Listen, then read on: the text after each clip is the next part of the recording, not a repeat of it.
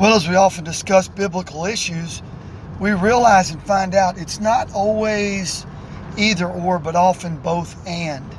Another thing we need to be careful of is terminology. Often terms scare people. Say something like once saved, always saved, easy believism, second blessing. You put a label on something, the terminology often scares and divides people. So with Calvinism and Arminianism, again, we find this again to be not either or, but both and. So very simply, here we go. The one concept to realize is John Calvin was not a Calvinist. Hope you understand what that means. John Calvin was not a Calvinist. Some of these thoughts and ideas have been expounded on and expanded in a way to exclude and not include. Another thing we want to look at is the idea of some concepts belong to God. So the perspective of God is God's. The perspective of you, a human, is you. So remember, you're talking about a divine perspective or a human perspective. So for instance, there are qualities in what we call attributes of God. Some of the attributes of God are omniscient, omnipresent. These are not qualities you have as a human. But there are also other qualities that God has that you can have. Loving, forgiving. You can be creative. So God can be those, and so can you. So you need to make sure we know which qualities are for God, which ones are you. The divine perspective and the human perspective.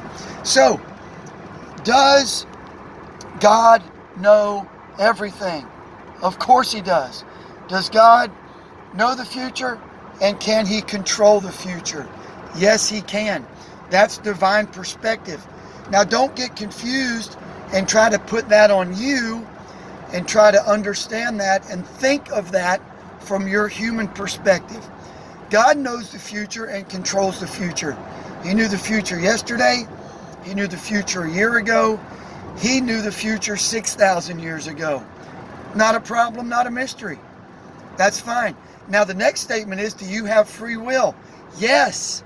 From your human perspective, you have free will. You don't know who's going to get saved and not saved. Does God? You better believe He does. So from your perspective, who do you share the gospel with? Whosoever will. That's everybody. Grace is available to all, whosoever will. So from our human perspective, we have free will. I could get out of bed today. I can go to work tomorrow. I can choose to drink a milkshake. I can choose to eat 6 donuts rather than just one.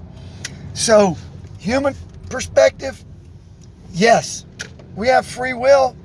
At any point, you don't know who might make what choice. So give everybody a chance. From God's perspective, He knows it all. He controls it all. So here's a little story that makes this fun and interesting. A dad got a new job, so his family had to move to a new town. They went to buy a new house. As the family looked it over, they looked over the houses, the rooms, the yards, and they found one they liked. He allowed his oldest daughter to pick which room she would like. And she picked a room that was a little smaller, but it was painted pink. The dad really wanted his daughter to have the larger room because he knew she would probably need it for some of her other things as she grew older. So the family left.